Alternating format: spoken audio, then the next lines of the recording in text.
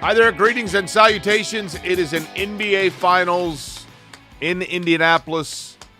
Third time the NBA Finals have been played in this city. Second time for the Pacers organization. Game number 3 coming up. I'm Jake Query. That's Derek Schultz. Plenty to talk about, including the Colts getting back on the practice field and nobody cares because A, it's June, B, the finals are here, and C, their bust quarterback's not healthy. So, with that. So, wait, we're not going to lead with Anthony Richardson and his shoulder possibly getting cleaned Derek, up? The surgery was going to take care of all that, right? Can I say something? Mm-hmm. And I think you feel the same way, just given your snark, and I know you. I mean, we're best friends. I could not possibly care less about the Colts right now. Yeah. I could not. I have never cared less about the Colts than I do right now on June 10th, 2025. This is the least I have ever cared at any point in my life on any point of the calendar. Is that because the Pacers are in the finals or because yes, the quarterback that we've been told to wait for 3 years, we're now told we got to wait more? I'll say this about Richardson. I was a Richardson Kool-Aid drinker. I thought that he really flashed his first year, and last year made me all the way out. I just thought last year did not make any of the progress, anything close. In fact, I think he took a step backwards. After the benching, he was slightly better, but who cares? He was historically terrible before then. And the shoulder and all that stuff. I told you, Jake, my hottest Colts take is that Daniel Jones is going to be the week 1 starter. I said that starting in free agency. I recall last year,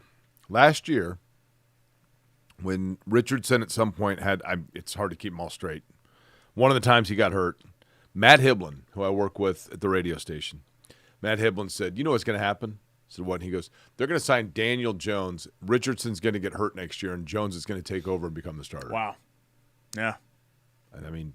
And I don't want that to happen, and he seems like a good dude, and I'm sad that it apparently is not working out for him, and the injury luck and just everything else is not working out. And I think the Colts made the right bet. Hang on. The Pacers are in the finals. Screw the Colts. Like the Pacers are in the finals. Fine. We'll get to it later. So we won't even. Okay, we'll get to it later. We'll touch on it later. You're right. There's a dichotomy going on, but you're exactly right. The Pacers deserve better. Yep. The Indiana Pacers now are tied at a game apiece. They did what they needed to do by getting a win in Oklahoma City, taking back home court advantage, and now they have the opportunity to win the first NBA franchise or the first NBA title in franchise history. All they need to do is serve at home. But bigger statement than actually following through. Easier said than done, I guess I'm saying. Derek, this is fabulous. It's exciting. Downtown has signs up, and everywhere you go, people are wearing Pacers shirts and Pacers hats and signing emails and texts with Go Pacers. Everything about it is awesome. Yep. Having said all of that, it is still, and this is what's weird, it feels like this because of, like if they had stolen game 2 and not game 1, it feels like there's this almost a little bit of wind out of the sail because it's like, oh man, we got a taste in game 2 of Oklahoma City's really good. Well, here's why there's wind out of the sails. If you weren't aware of the final score, let's say you didn't have the score bug on. Remember, like when we were growing up, you didn't have like a permanent scoreboard on there. Right. You would just wait for CBS or NBC or whatever to put up the scoreboard. If you were just to watch tape of the first 8 quarters of this series and not have a score displayed at any point,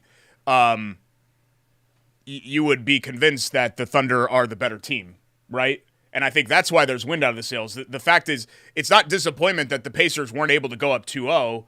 It's the fact that, oh, my God, we're super lucky to even have it be 1-1 right now because they've clearly been the better team. And on paper, everything screams Oklahoma City in this matchup. It just does. That's not to say that the Pacers can't or won't win the series. But, you know, I did a phoner with a station in New Zealand. The dudes were really nice about the NBA Finals. And they asked me what I think was going to happen. And I said, well, I think – they asked me what I think was going to happen, but they asked me, how did the Pacers win this series? How did New Zealand get your info? They actually got it through the Fan. So they called me and they said, Indianapolis radio host on the Fan, Derek Schultz. And I'm like, I mean, I fill in like 3 times a year. So, I mean, technically, I guess that's true. But yeah, they didn't call you. Sorry.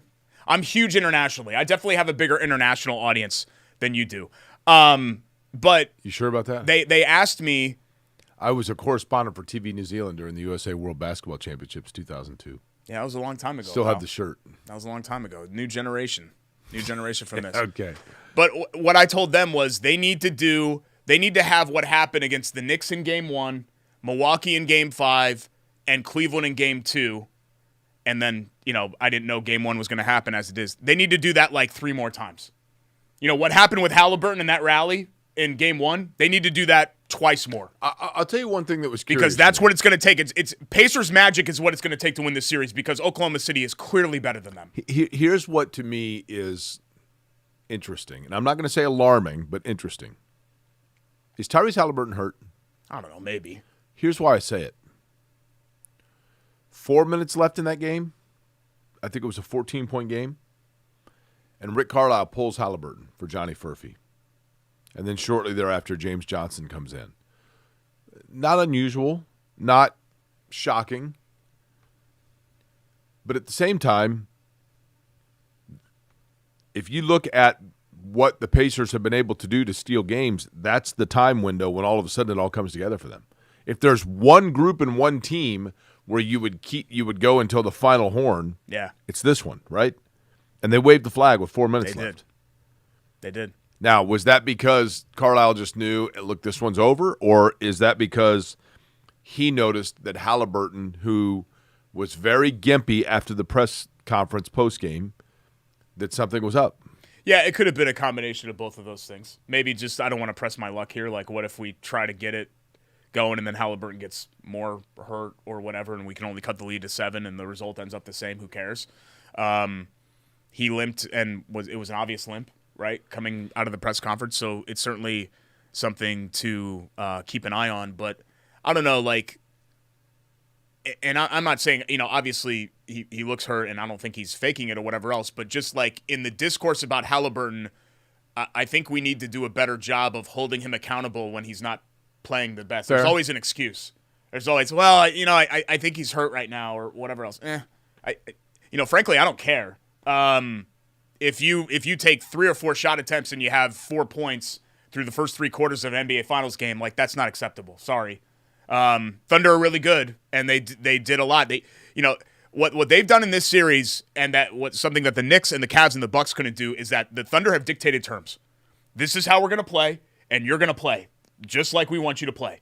We're not, the Pacers always dictated to the other teams in the other playoff series, we're going to play with tempo, and they dominated the style of the game. The Thunder have been able to dominate the style of the game so far. Having said that, if we're going to hold Tyrese Halliburton accountable, which is fine, then why are we letting Pascal Siakam off the hook? No, he's got to too. But he was invisible in Game 2. But again, Siakam, as good as he is, he's never – it's like, who are we going to blame for the loss, Marvin Harrison or Peyton Manning? Right, I understand. Like, Marvin Harrison could play poorly. And Marvin Harrison didn't have the best playoff track record either. But who do we talk about when it comes to playoff shortcomings? People focused in on Manning because he's the quarterback. He's the face of the franchise.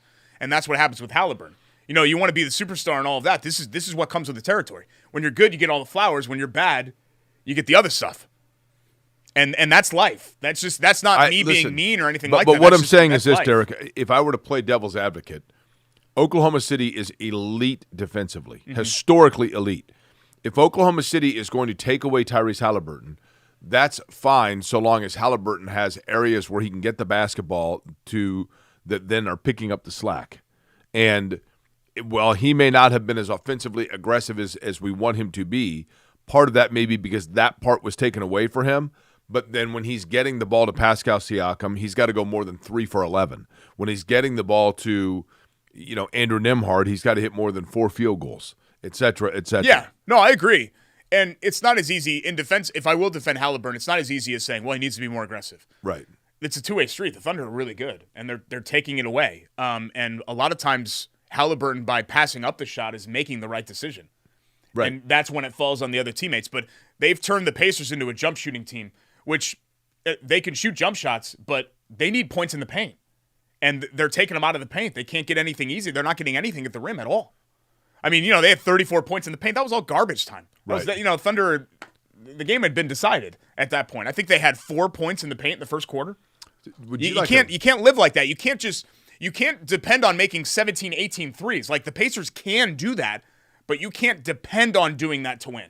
I have an interesting trivia question for you about the Pacers, since Okay. we're Pacer-themed. I'll be curious to see how many you can do out of this. All right. Ready? Miles Turner, if he resigns, which I believe he will, and I get a kick out of, if I can toot my own horn here, I get a kick out of the NBA, Shams, is that his name? Nothing against him. Yeah. He has a story this week that says, sources say that the Pacers would be willing to go into the luxury tax to re-sign Miles Turner. Okay. I don't know about sources, but I had the owner of the Indiana Pacers on the flagship radio station of the Indiana Pacers, where I asked him specifically, would you guys be willing to go into the luxury tax to re-sign Miles Turner? And he said, we want Miles Turner here, and we will do what is necessary to keep him here. That sounds to me like sources say that they'd be willing to go into the luxury tax, right? Yeah.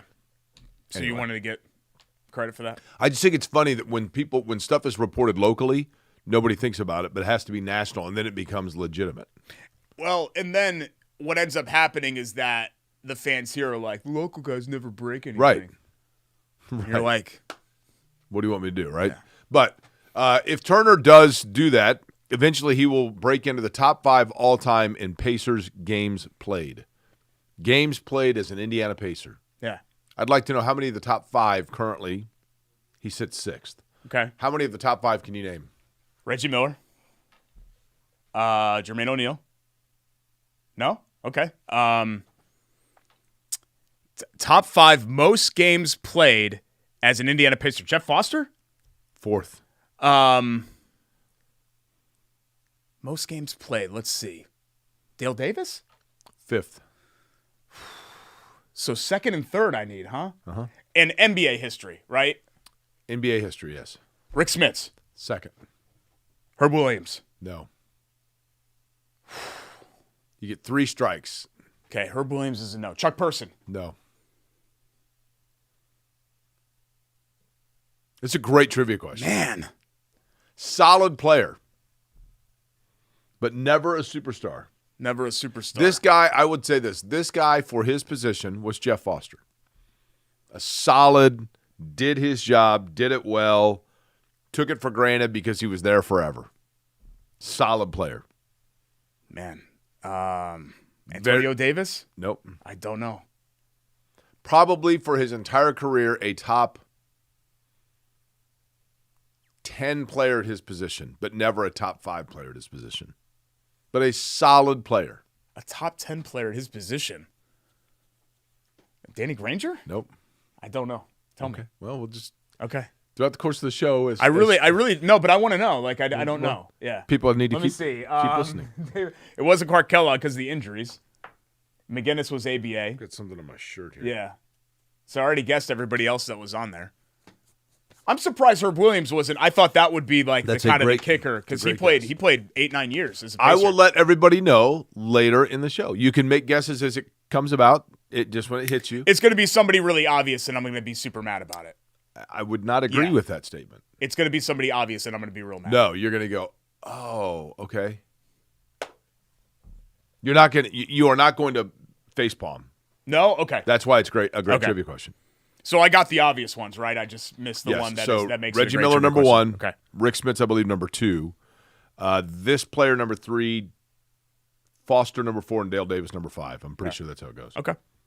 Cool. Anyway, but having said that, Derek, what does Indiana need to do, not offensively but defensively, against Oklahoma City in game? I have my thought in game number 3.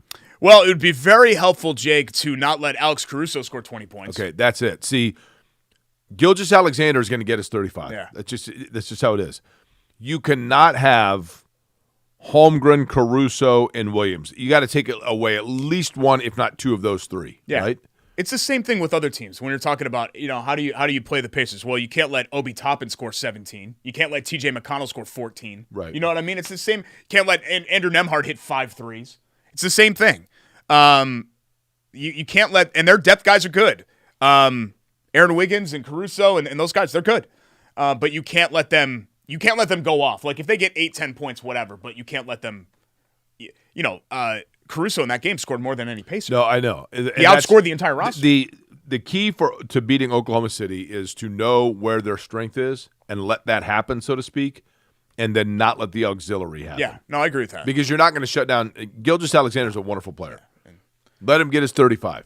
Yeah, and that's just what he's going to do. But again, Jake, I just think, and I'm not trying to be, you got the split. That's what you wanted to do. I mean, realistically speaking, bless you, you wanted to make it 1-1 coming back. You can't go up 2-0 on the road every series. I know the Pacers have made that look easy, but it's very difficult to do. So the Pacers are in the driver's seat here. All they got to do is maintain home court advantage, right?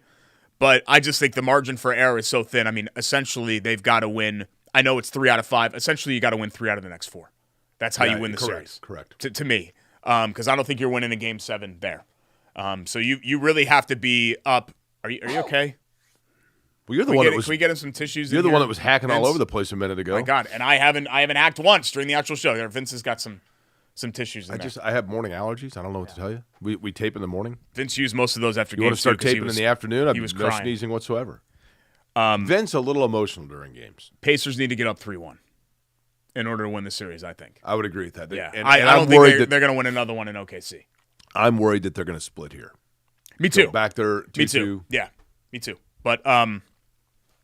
But hey, 6 games would be better than most think. It's just tough. I think we are, as much as it is a been there, done that league, and people were looking at the Thunder and they're like, well, they've never won anything. They won 68 games. Their metrics are historically great, off the charts. They have the MVP of the league. It's a very, very difficult team to play. This isn't the 2021 Phoenix Suns. You know what I mean? Like, no offense to that team, but like there have been other teams in the finals that have made the finals recently where you're like, No, they're very good. Yeah, they're not last year's Mavericks. I think they're beatable, but they're very good. Yeah, me too. I think they're beatable. I don't want to say that they're unbeatable, Jake. I don't think the Pacers are destined to lose the series.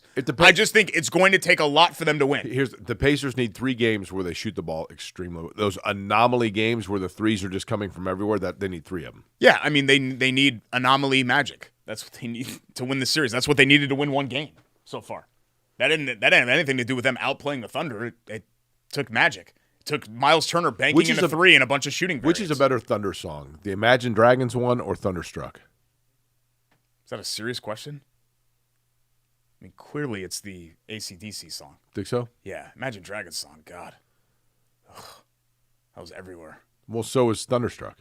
Yeah, I guess so, but it's cooler. Okay. Imagine Dragons. It's like the Subway sandwiches of pop music. I like Subway. Ugh. Well, what's Nickelback? I don't know. Nickelback almost got so hated on that I've come to appreciate them a little bit. Come to actually be a Nickelback appreciator. What about Creed? Creed is in the category of so lame it's cool, if that makes sense. Like you? No. I'm cool because I'm cool. Who's something that's so lame that it's suddenly cool? I can't even come up with an example. I don't even know. Saved by the Bell. Yes, that actually is an excellent example. Thank you. So lame that it's cool. Yes. I did well with that, didn't I? Yes. It's so like over the top, like cheesy, ball right. that it's awesome, right? It's iconic. Pop culturally relevant show. And it just screams early 1990s. Right. More than anything else. You ready for our Hoagie and Hero of the Week? I am. Let's do it. In homage to where the Pacers used to play, actually, Christina named this after something in PA, but Market Street. Even though it's Market Square, I understand, but I just took Market and I'm making Square it happen. goes over Market Street. There you go. MSA, where the Pacers used to play. This Zando is, let's just say, because Christina and everybody's on board with the Pacers, right? They had the Halliburton dog they named after Tyrese. They're on board with the Pacers being in the finals, so I'm going to say that it's an unofficial homage to that. So we got some chopped turk, some ham, we got some nice prove, some house-made slaw, and some house-made Thousand Isle. Really, really good. And you know what it goes perfect with? The Santeria. The Santeria, which I love. This is so good. One of the Mexican lagers from Chili Water, attached right there at 47th and Boulevard. Is that right? 42nd Boulevard. Yeah. I always get that wrong. 47's like almost Butler, dude. I'm sorry. 42nd and Boulevard, Chili Water, also in Fountain Square. But they have all of course, their craft beers there. And I'm dropping slaw. That is a smooth Mexican lager right there. That is a perfect We'll get beer. that in post. I'm dropping slaw. What are you doing? I dropped some stuff. Do you have another guess on your pacer? No, I don't. Could I ask you what position he played? I'll give it away.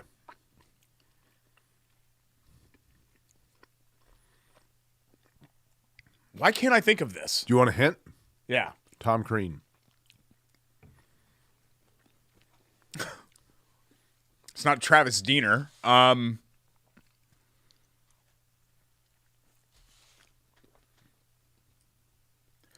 Why am I so mad about this? Like, why can't I? Mm-hmm. It can't. It's not Oladipo. He played here like 3 seasons. It's not Thomas Bryant. He's been here for not even a year. The hint is Tom Crean. You want another hint? Yeah. Charlie Daniels Band. Now I don't know. Yeah. Now I'm out. Devil went down to Georgia. Devil who's from Georgia. Wasn't Dale Davis a Southern guy?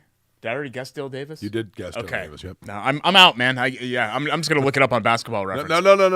No cheating? Yeah. No, you got to drag this along. Who's our hero of the week?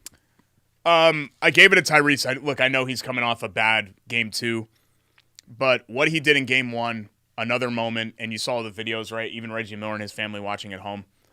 But you saw the fan videos, and the Pacers sent videos of bars and watch parties and all kinds of things of people reacting.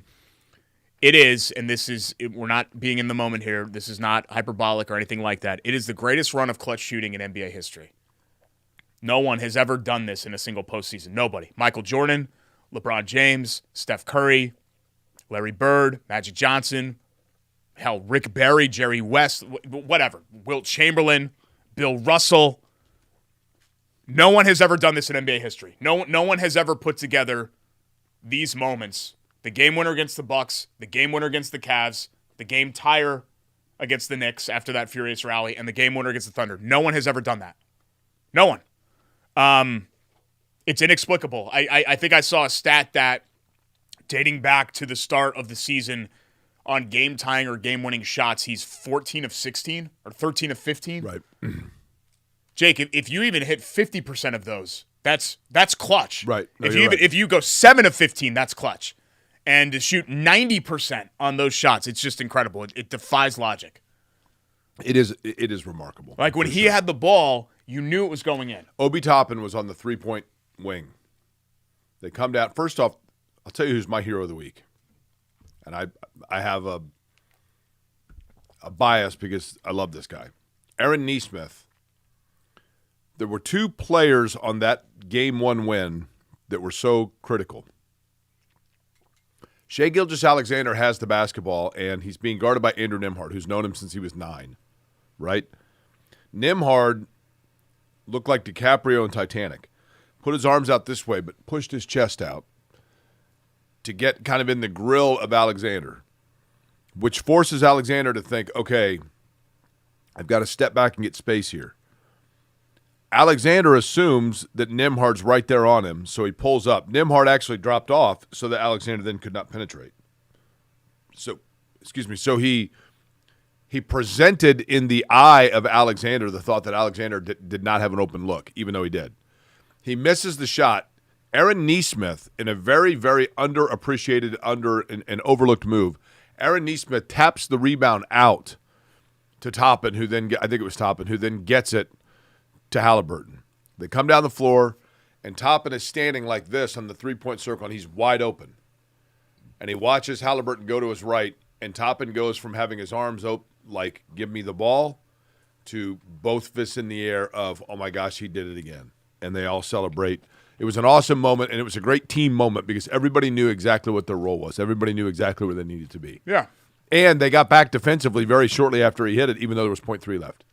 Yeah, it's very rare to have a guy where he has the ball in his hands and you're thinking to yourself, that's going in. I mean, Reggie was like that, obviously. Jordan was like that. I think, and even though the stats back this up, but the narrative does not. I think LeBron has been like that.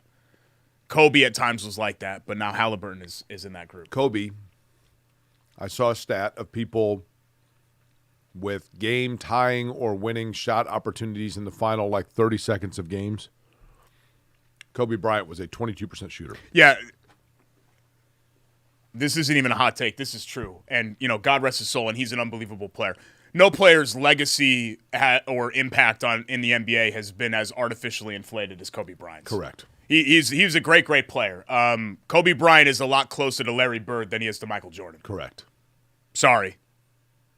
That's correct. Yeah, one-time MVP Kobe Bryant. Yeah, who played with the most dominant force of his era for 3 Lakers championships. I mean, that's how I've always felt about Kobe. Kobe's stardom was brighter than how good he actually was on the court. And he's a guy that is a top 10 to 12 NBA player. He's just not a top 2 or 3 NBA player like people want him to be. Right. But it's funny how, you see all these stats, and you're like, Tyrese Halliburton has the most game-winning or game-tying shots except for LeBron James. And you're like, wait a minute.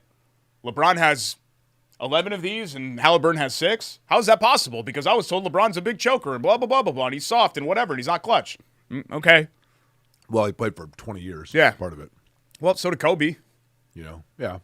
I'm talking about versus Halliburton. Yeah, well, yeah, of course. Do you have another guess? Yeah. No, I'm going to go on Basketball Reference. If you don't tell me when we immediately come back, then I'm going to go on Basketball Reference. Okay. So we come back on the show. We'll get the answer to Jake's trivia question because I'm going to be, does Rake know? Ask Rake. Probably. So we're talking top 5 Indiana Pacers games played. Miles Turner, if he comes back next year, will break the top 5. Is that right, Jake? Yes. And we got some of the obvious ones, right? Reggie, Smits. Greg's going to look it up right now. Jeff Foster, and Dale Davis. Dale Davis. Yes. I need the person that's number 3.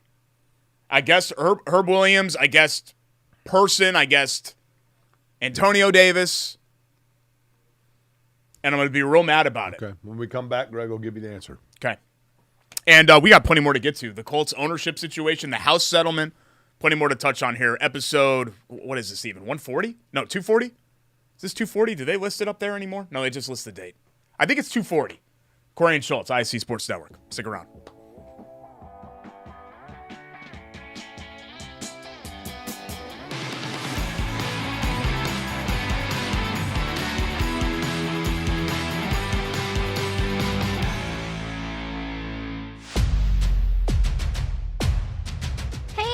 Which games are we going to tonight? You know we cover all sports in Central Indiana. Hop in, it's going to be a long night. Bailey & Wood Mortgage Lender, proud partner of News 8 Sports Hummer.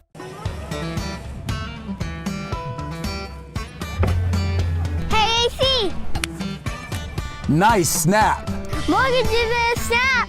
Duh! Bailey & Wood, a lending hand for Wish TV Sports. Welcome back. Bailey & Wood presents Corey and Schultz here on the ISC Sports Network. Alongside Jake Query, I'm Derek Schultz. Thank you to Bailey & Wood Financial Group. BAWFG.com, 855-350-HOME. For our friends at Bailey & Wood, Mike Wood and his team will take care of you, whether you're getting that pre-approval for a home mortgage. Right now, I saw it's finally a buyer's market. Do you see this? Really? Houses are sitting longer, so there are price reductions. It's the whole cycle of the interest rates and everything else just kind of – the inventory is much higher than it was. Whereas, 2-3 years ago, there were no houses for sale. Now there's a lot of houses for sale. So if you're looking to buy right now, now's the time to get that pre-approval with Mike Wood and his team, 855-350-HOME, BAWFG.com. Derek, if you were trying to have a child and you needed medical help in that regard, what is the process that you then undergo? IVF? Okay. If you were standing next to this person that's in the top 5 you're missing, you would say by initials, I, and then point to that person and say the other two. Oh, Vern Fleming. Ah! Would you agree with all of my hints? Yeah. Did he go to Marquette? I didn't know that. Georgia. Okay. Then why'd you say Tom Crean? Tom Crean was at Georgia for 5 minutes. Coach there. Most people, by the time Dominique Wilkins? I mean, you couldn't have given me his... Most people, when I said Tom Crean and then followed it up with Charlie Daniels Band, went, Georgia. Most people made that connection. Charlie Daniels Band's from Georgia? I said Charlie Daniels Band, you said, Devin went down to Georgia? Oh, yeah, because of the song. Okay. Yeah, I don't know, man. I am mad about that because I was thinking all right, Herb Williams and, like, I know Clark Kellogg had injuries. And then I even thought, like, Haywood Workman. And you know what I mean? Like, I'm thinking Mark Jackson was here for 2 stints, even though I know neither of them were super long. Yeah, Vern Fleming, that's a really good one. That's a really, really good one. He's the Jeff Foster of point guards, right? Did he play anywhere else? No. He only played as a Pacer, you know what? right? He may have played. Greg, look this up. He might have played his final season somewhere, Vern Fleming. Let me look at it real quick. Atlanta, maybe, for 1 year? New Jersey Nets. Yeah. For 1 year, 95-96. Oh, played for the Nets there. Greg already knew it. Knew what was going on. Yeah, that's a great trivia question. I mean, you don't see me in here coughing all the time. I mean, We do need a cough button in here, don't we? Like, you sneeze think? all the time, and then I seem to always have a cough. yeah, I know. On this show? Trust me, I'm well I aware. feel like I always do. What do you want to talk about next? You want to talk about the Colts ownership deal? You want to talk about Richardson and another Owie? Do you want to talk about the house settlement? What The house settlement's interesting, and let me tell you why. The NCAA is based here in Indianapolis. This is what this boils down to, because I was very confused by it. I didn't understand what it meant, so I called a couple of people locally that would know more than I. Julie Relash, who is the commissioner for the Horizon League, friend of this show, and Luke Basso, who is the athletic director at IU Indy, and had them explain it. Derek, this is what this means, okay? A group of athletes filed a lawsuit against the NCAA on behalf of student athletes of the 5 Power 5 conferences when the Pac-12 was still a thing. So Pac-12, Big 10, SEC, ACC, which one am I missing here? Big 12. Big 12. So it took a long time. A settlement was agreed upon for, I think it was either $20.8 or $28 billion. That money then will be distributed for athletes going back 10 years ago for back payment, essentially, for their name, image, likeness to be able to get compensation for being student athletes at the respective schools, Division I schools. Other conferences had the option of opting in, saying, yes, we want to be part of this settlement resolution. The Horizon League was one of those. The ultimate decision means this. Number one, student athletes from 2016 to now can get back pay. This is like when you get your thing saying, were you a customer of Ace cell phone? You might be entitled to a compensation. Okay, so a class action lawsuit. Then you get your check for $23. Correct. Yeah. So, but moving forward, what this means is this. In the past, once name, image, likeness was cleared by the Supreme Court to allow for athletes at the Division I level in college to get compensated for their name, image, and likeness, a la to be brand ambassadors for Nike or Gatorade or Tom's car dealership or whatever it might be. In the past, though, that was allowed, but it was up to the player to get that money directly from those places. Universities now can directly pay players under their name, image, likeness. So in other words, every school now is going to have upwards to a maximum of $20.5 million they are allowed to compensate directly student athletes within their athletic program, so long as the total of doing so does not exceed $20.5 million. They can then say, Derek, to a recruit, I'm recruiting Derek Schultz as a point guard for my basketball team. I can go to Derek Schultz and say, I, Query University, I'm willing to give you a 4-year scholarship plus an additional $250,000 per year because that's what I'm paying you for your name, image, and likeness to be associated with my university. I can directly pay that now. I can do that so long as with all of my athletes, maybe I want to pay somebody on the rowing team, maybe I want to pay somebody that's a javelin thrower, whatever, so long as the total amount of payment that I'm distributing each year does not exceed $20.5 million. Now, for a lot of schools, what that will mean is, you know, you've got a track and field kid that's like, hooray, this is great. I'm going to go to Penn where the Penn relays are, and they're probably going to give me $50,000. But Penn says, yeah, unfortunately, we've got a point guard that was $1.5 million that we really wanted out of Philadelphia, and we thought we were going to get him for $1 million, but Villanova offered $1.25, so sorry, Johnny, track and field star, we're going to use more money to, you know, it's like anything else. It's a salary cap structure, essentially. But the other thing that comes with this settlement is now there is a roster limitation that you can have in the primary revenue sports. In basketball, for example, you look at some of these teams and you look at their roster, and they got 22 kids on the roster. Well, only 15 are getting scholarships, but they're allowed to have 7 walk-ons and whatever else. It is now a hard limit on the number you can have on your roster. So while theoretically, monetarily speaking, this lets the rich get richer, it also does distribute now the talent pool a little bit more evenly, because the rich that had, the kid that says, I'd rather go to Kentucky and sit the bench and not even get a scholarship, just be a student, but be a part of Kentucky basketball, that kid now thinks, or I can go to Wright State and get a scholarship and not pay for college at all and get $20,000 in NIL money. So that's where it is all set out to kind of balance things out, if you will. Yeah, and it would be interesting to see. I've heard this model where it's like 70% football, 20% men's basketball, 5% women's basketball, 5% everything else. Probably. Which is probably how it'll be Probably. divvied up. I mean, depends on the school, right? Yeah, but I mean, if you're like Alabama or something like that, I mean, for the most part, the lion's share of the money is going to go to football. And but men's basketball. I mean, USC or Florida or LSU or Wichita State, baseball is a bigger deal than a lot of places. You know what I mean? Yeah. It's you're all, right. It's all relative. Yeah. Or Nebraska's volleyball team, or this is what Derek, things like that. What it does is this. This is getting out in the open what we've always known, right? It is. And again, it's like anything else. If you increase the speed limit on the interstate to 85, you still have people that are try to do 92, right? And this will still be the case. I mean, do we think that Ohio State is going to spend $20.5 million annually in their entire athletic budget? And they're probably going to spend that on their defensive line. Yeah. Right? No, you're right. But in theory, what this does is it somehow polices and has a limitation and a border boundary, a structure on what they're going to do. But the next challenge is going to be, the NCAA wants to cap how much athletes can earn. I'm not even going to say student athletes anymore, because that's we're done with that. Right? I would tend to agree with that. Are we done with that? Like, let's just call it what it is. They're athletes, and that's going to be challenged, and that's going to be, those limitations are going to be thrown out as well. So that's kind of the next step here, because you're not going to be able to cap what somebody can make. It's anti-free market. Yeah, and that's the NCAA is just going to keep on fighting losing battles over and over again, and we'll keep moving the goalposts back, and the NCAA will fight something and lose. It certainly feels like the NCAA's job, the National Collegiate Athletic Association, since the beginning of time, their job has been, by definition, to create a level playing field and an equal opportunity for all programs and departments, right?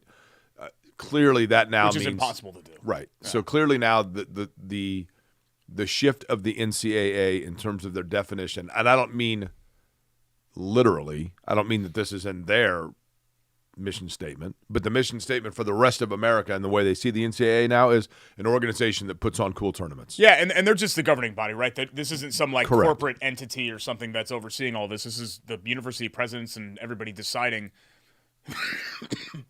Sorry, I got it again.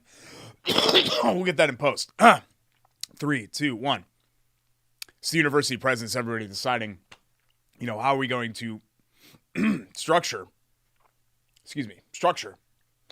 college sports? How do we want it to look like? How do we create this playing field? So I don't want to turn the NCAA into the boogeyman or anything like that, but they keep fighting losing battles, or I guess, the powers that be, I should say. Keep fighting losing battles. There was a very clear coagulated liquid sound of that cough that so thoroughly disgusted me. Yeah, there's a it was like right in here there's a lot of phlegm, and my body's trying to expel the phlegm either orally or nasally, and that's why. So I'm at the end of a cold right now, but there is still some built up phlegm in there. Like I blew my nose this morning, and it looked like volcanic lava. Like it was like almost like a orangey. Then you're not at the end of anything. Yeah. No, like you're that, not but at the that end. was the expulsion of the phlegm. If it's not clear, then you're sick. I'm going on vacation here soon, so hopefully this is gone. I'm leaving Friday. Okay. And it's a road trip, so I'll be in close quarters with everybody else, so I hope I'm not hacking away still. Well, I mean, yeah. Who are you to be selfish and get everybody else sick? But it reminds me of my old smoker's cough, like when it's like kind of phlegming like that, except that was like more of a black phlegm. You are at times, the most disgusting person that I know. You're just neurotic about this. Is a normal thing. Everybody has phlegm. You have phlegm right now too. You're just not expelling it like I am.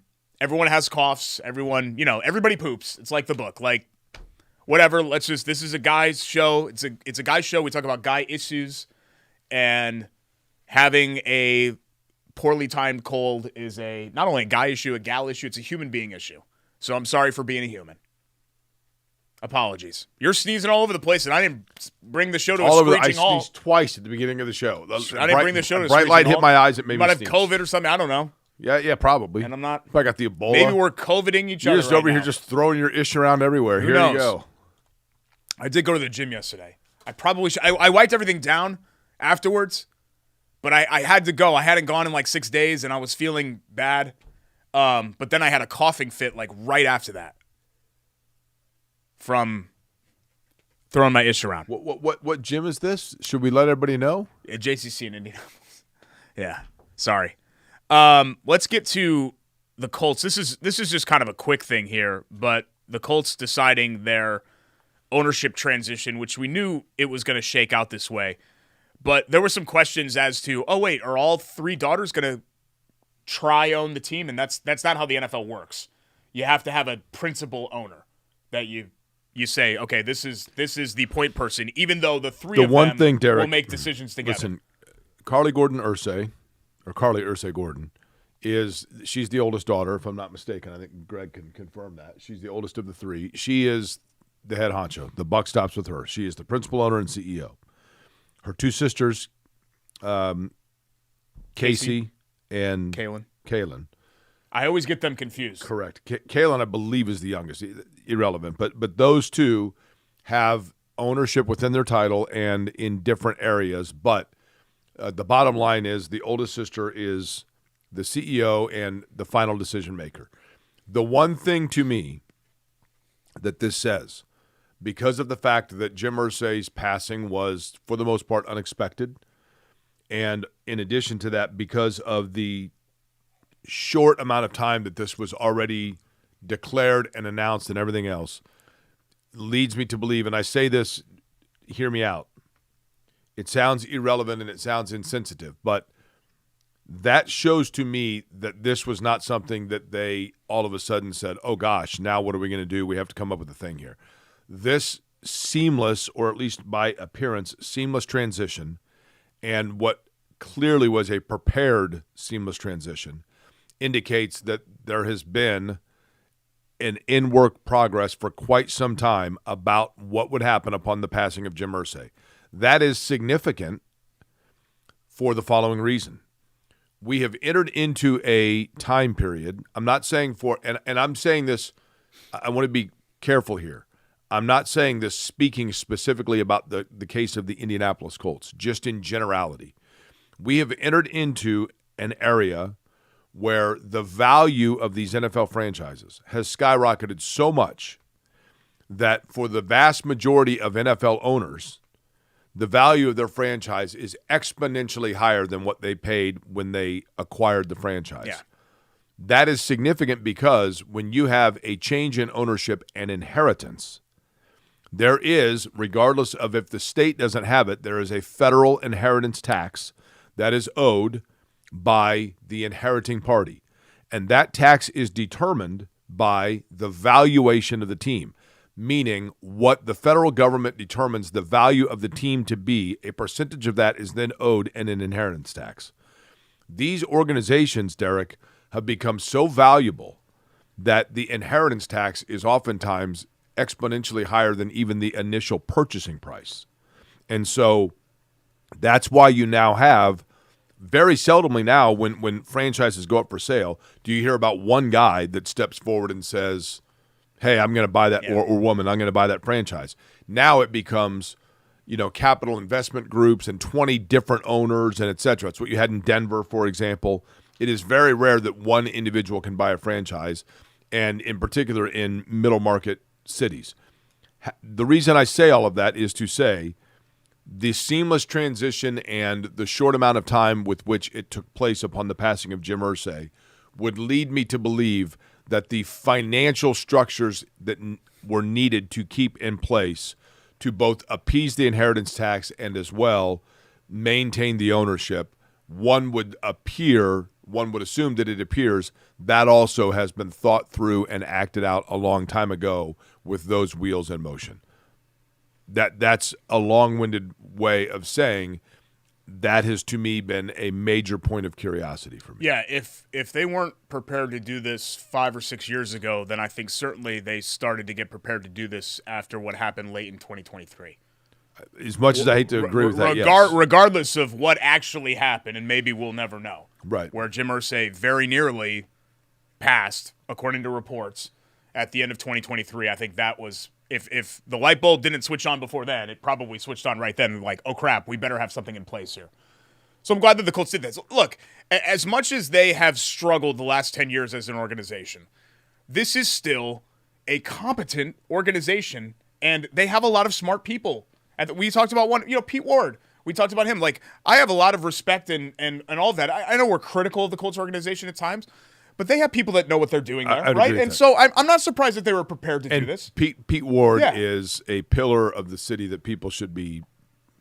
Pete Ward could live 3 lifetimes and will never get his proper flowers as just what stability he is for that organization.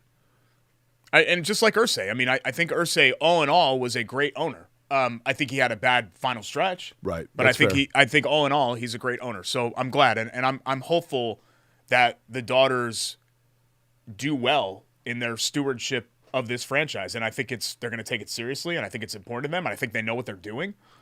And until I have reasons to believe otherwise, that is how I'm approaching the situation. One of the things that I think may be a real positive is Jim Irsay knew football. There's no doubt about that, right? And I'm not saying that his daughters don't know football. I mean, they've been around it their whole life. But I think that Jim Irsay, because he knew football and loved football and was passionate about football, he was also passionate about showing how much he knew about football. Absolutely. And that became, at times, a challenge. Yeah, it was a hurdle for him.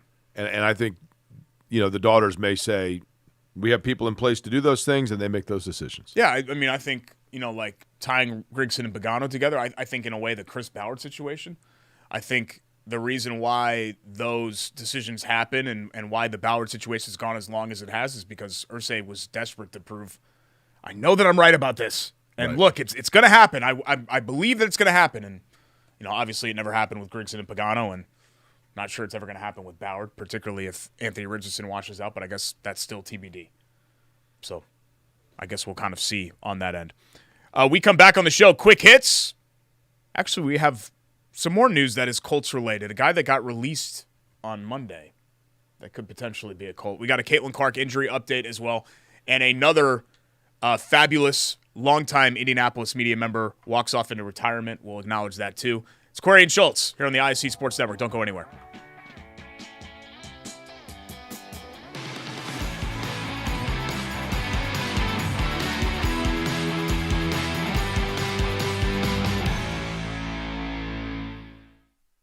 All right, welcome back. Bailey and Wood presents Corey and Schultz here on the ISC Sports Network. Time for our quick hits, Jake, and I'll just get right to it.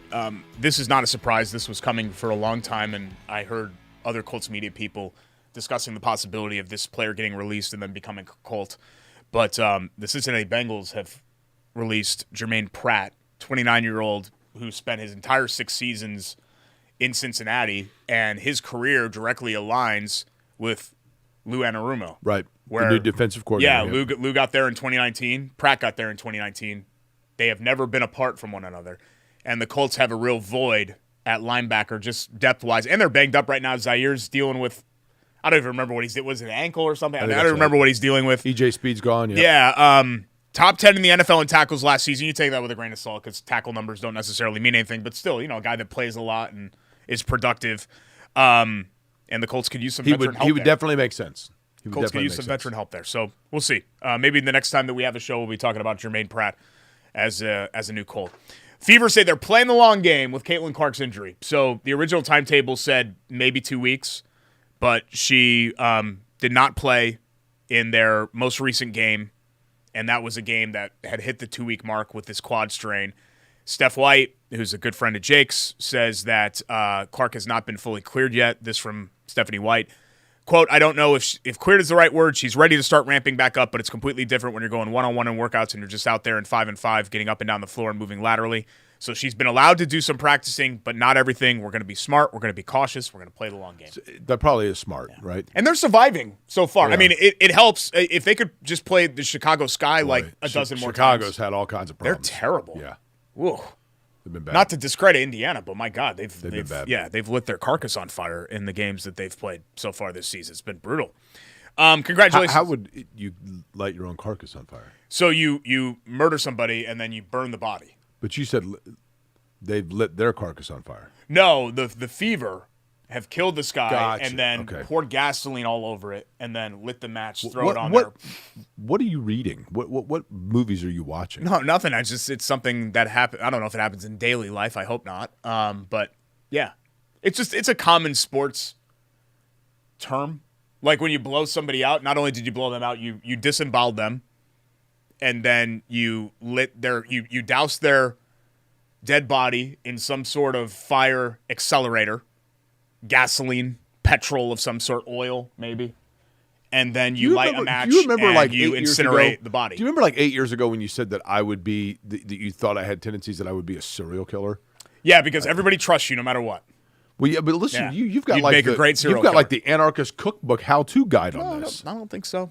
Yeah, it's a good way to dispose of a body because if you just let it, decompose, the smell and everything like that, like a controlled burn, like a controlled fire, like in a barrel. Maybe you go out in a shed somewhere in a field, and you could do it that way. You could also get some sort of corrosive acid, and you could put the body in there. Something that would I'd like eat to- the bones. If I may, I'd like to interject right here to say my name is Jake Query, and I am the half of this group that is not having this conversation on a public forum and having all of this insight, intimate knowledge of such subject matter. I did watch like Dexter and You a lot think? of the yeah, watched a lot of Good those Lord. shows. Congratulations to Chuck Lofton, 40 years at WTHR as a meteorologist. He signed off on 13 for the last time on Friday. Joe Hogshead declared it Chuck Lofton Day. He received all kinds of accolades. I saw the Colts gave him some stuff. The Pacers gave him some stuff. It's only been a 40-week goodbye.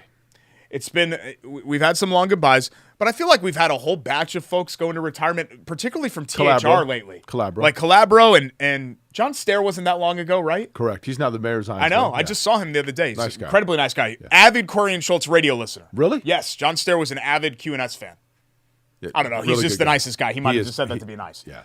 But it's nice for people to get those. No, I'd agree. types And of Chuck stuff. Lofton was, he had the unique ability to be the guy on television that everybody felt like it was their neighbor. Yeah. You know what I mean? I didn't really know him. I mean, we interacted on social media I and hear stuff he's like that. I don't but know if I've ever met him. I heard he's a super nice guy. I heard he's the nicest guy in the world. Yeah, I never met him. I don't think I ever met him either. Whereas most of the indie TV people, we've crossed paths at some point. Correct. Just because, like, just in our circle, like when you're famous and they're famous, like generally speaking, you meet each other. But for some reason, I never met Chuck. Yeah, Derek. Yeah. Neither of the two of us would be deemed famous. There will be an insane send-off for you when it's like Jake Query's last day. No. If they don't just fire you via email. Yeah, I mean, well, that's What do you think is more likely? You get fired via email or emotional send-off? the first. Yeah, for okay. Sure. Yeah. I don't know. I think at this point you're unfireable. Ooh. You're iconic. No. You're iconic. How about this show? People will laugh and cry and it'll be very emotional. They'll wonder what you're going to do. It'll be When very, this very show emotional. goes away, I have to turn my phone off for 4 days. For you. Block your number. I did maybe panic a little bit. A little bit. A little bit when we got let go. I did maybe panic there a little bit. I don't have anything else for quick hits today. I feel like, a story that happened after we taped the show, I think it was last week, was the NCAA tournament stuff with the but sometimes when We've news been breaks, talking about this forever. Jake, when news breaks on Wednesday the previous week, I feel like Yeah. it's like dead and buried. So I just like everybody I'm else. surprised you didn't take it out in a shed and do in a sulfuric acid tub. Well, sulfuric wouldn't work because I don't think that would break down the bone. So you want the body to be unrecognizable. So if somebody discovers it, they can't see it and be like, okay, this was Vince Miralez. And so I know that he was last with Derek Schultz, and then I'm just using him as an example. Okay. You don't want that to happen. Let me just say this. Yeah. You better hope nothing happens to Vince in the next 5 years. Who would harm right? Vince? Who would do such a thing? No one. Definitely not me. He said if the Pacers don't win in 6, he's going to cry. I mean, So there's not a zero chance that Vince would just take care of it himself. We come back on the show. Let's get that in post. That was dark. I don't want to. Yeah, I don't. He loves the Pacers, but he wouldn't do that. Chateau Kitchen Spider Bull Bleep. What is this show today? This is a weird show. We're sneezing all over the place, and we're talking about burning bodies. It's a weird show today. We'll wrap up the weird show. We come back.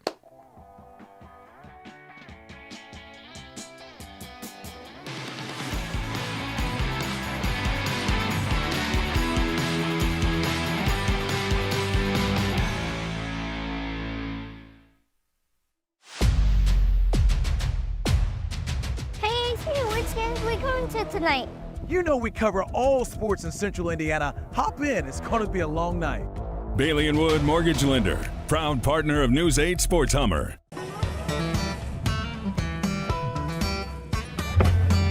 Hey, AC, Nice snap. mortgage is a snap. Duh. Bailey and Wood, a lending hand for Wish TV Sports. Back for a final time here on Corey and Schultz. Thanks so much for joining us. And if you're still here, what are you doing? No, I'm just kidding. Thank you for being here. Chateau Kitchens. We thank them for sponsoring the show as well. At Derek, Chateau give me Kitchens on Instagram. Give me a town in Indiana you've never been to. I'm looking right here. A town in Indiana. Bailey I and have Wood. I'm looking been at the pins to of the great many. state of Indiana. A town in Indiana that you know what? I've never been to Santa Claus. Okay. So I've never been to Holiday World or anything like. I've never been to Santa Claus, Indiana. Okay. I've been to like Mexico and all the other like funny named ones, but I've never been to Santa Claus. Okay. I don't know that I've ever been to Angola. I've been to Angola. Have you? Yeah, buddy's girlfriend lived there. And I went somehow to her dad's retirement party, and everybody got super hammered. It was a really fun night. I don't know that I've ever been to. I've been through, but I don't think I've ever actually stopped in Jasper. Yeah, southern Indiana is not a place that I've been well traveled. Southwestern Indiana, especially, like down by Evansville, like all those towns, Yeah. Yeah. Anyway. All right. Why did you ask me that? Because I was looking at my pin of Okay.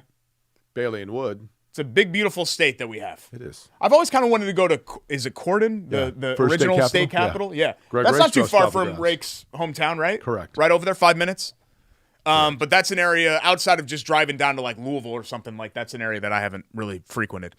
Instagram and Facebook before and after pictures at Chateau Kitchens. Beautiful in-home transformations. That's what they're in the business of doing. ChateauKitchens.com if you want to get your next project. I saw Steven's got the classic cars out.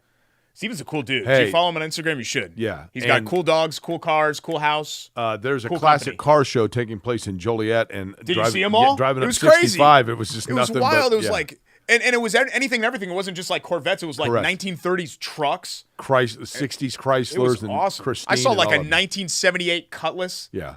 Beautiful. Yeah, it was cool. Yeah, it was a really fun drive on the way up. Buy it or Bold Bleep, here's what we do. I give a statement. Jake and I go back and forth whether we buy it or it's Bold Bleep. Statement 1, the Thunder will be the next NBA dynasty. Buy it or Bold Bleep. I'm going to say Bull Schultz because they're not going to win it this year. Oh. But it's hard to argue that they are set up for some very, very good years moving forward. But, I mean, didn't you think that when they had Harden, Westbrook, and Durant? Yeah. Yeah, and I just don't think today's landscape bodes well for dynasties anymore. And this is a league that has been a dynasty The West league. is still very good. You know, Denver's still really good. It is, but like, remember, we thought Boston was going to kind of turn into a dynasty, and they've won one. Right. And we haven't had a true dynasty since the Warriors. So it's been a minute. I mean, you've had a run here where it's been, Toronto and the Lakers and a bunch of one-off champions. Milwaukee, Denver. So I'm going to say no, but they are the most equipped to be the next dynasty. Yeah, Because they have the that's MVP fair, and he's yeah. young, and they got a lot of guys under contract as well. Anthony Richardson will not start a game for the Colts next season. Buy it or Bull Bleep. That's Bull Schultz, Ooh. but he will not start week 1. Yeah. Daniel Jones will get hurt at some point. I'm not ready to go there. But the fact that we're even entertaining that question is a bad thing, right? Okay, how about this? The fact that we can even you have to think about that How is about a bad this? thing. Bite or bull, Schultz. If you were to put truth serum in them, the Colts brass is out on Anthony Richardson. No, I'll say bull bleep, but what I will say is that the Colts fully understand what everybody else understands, in that it's far more likely than not that this is not going to work. Right. I mean, that's the reality. Like, look, if you want to take this tape, what is it, June 10th of 2025, and if Anthony Richardson turns into an all-pro next year and completely blows up and is like the next Jaden Daniels like level player, whatever else, I would love to be wrong about that, right? But where we sit today, June 10th, 2025, it is an extreme long shot that Anthony Correct. Richardson becomes Not a Derek, really good NFL Not only quarterback. because of the health status, but because when Just he in has general. been healthy, he has yet to show consistency. Just in general, adding everything up, it is not a 0 chance, but it is like a less than 10% chance that this all comes together for him. Right. Because those are the odds that you were already facing. Even when you drafted him, those were probably the odds, right? That he ends up being a great player, 15 to 20%. That's the draft. That's life. Where's your vacation? We're going to all over. We're road tripping for the first time in 10 years. We're going to go to Baltimore and see my cousin, and stop there, and then drive to my hometown and see my sister and our niece and my brother-in-law in Trumbull and see some high school friends. We're going to Boston for Yankees Sox, the Sunday game at Fenway. What day of the week is that? Sunday. Sunday the what? Whatever this coming Sunday is, 15th. Oh, this Sunday. Okay. Yeah. I'm going to be in Boston for the Red Sox Blue Jays on the 26th. Oh, wow. Fenway's great. You've been there, right? I've been there, not for a game. Okay. It's a great ball. I hate the Sox. Did you get a hold of Will Fleming? I texted him a couple of weeks ago. He never got back to me, but I'll text him again. That's funny. He gets back to me right away. And then we're going to stay an extra night in Boston. We'll do Old North End and all that other stuff, all the touristy stuff. Then Vermont for 3-4 nights, see her folks. Then Cooperstown to see my aunt and uncle, the who are now fireworks show. 75. Yeah, the fireworks show. Cooperstown, New York. Then Niagara on the Canada side, so we have our passports, down through Detroit and home. That's our road trip. How long is this? We're going to be gone 10 days, probably. We're also going to go through Delaware. James has not been to Maryland, so we'll knock off Maryland off the list. There was another state in there. Oh, Jersey. We've not knocked off Jersey for some reason. So we'll make a stop in New Jersey at some point and see something. I don't know what that's going to be, but maybe we'll go past my ex-girlfriend's house. I don't know if my wife will go for that. Okay. I think her mom is still there. I think your ex-girlfriend would be equally not for that. Yeah, no, I think she'd be like, what are we doing here? Thanks to all of our great sponsors, Chateau Kitchens, our pals at Hoagies and Hops and Chili Water Brewing. It is absolutely gorgeous this week. It is. Go out there on the porch. Get yourself a nice Sando from Hoagies and Hops and a Chili Water Brewing beer, Santeria. either on tap or in a can. And thank you, of course, to our presenting sponsor, Bailey & Wood. For Vince, for Rake, for Jordan, for everybody else, Charlie, everybody else back there, he's Jake, I'm Derek. We'll see you next time here on Corey and Schultz, ISC Sports Network.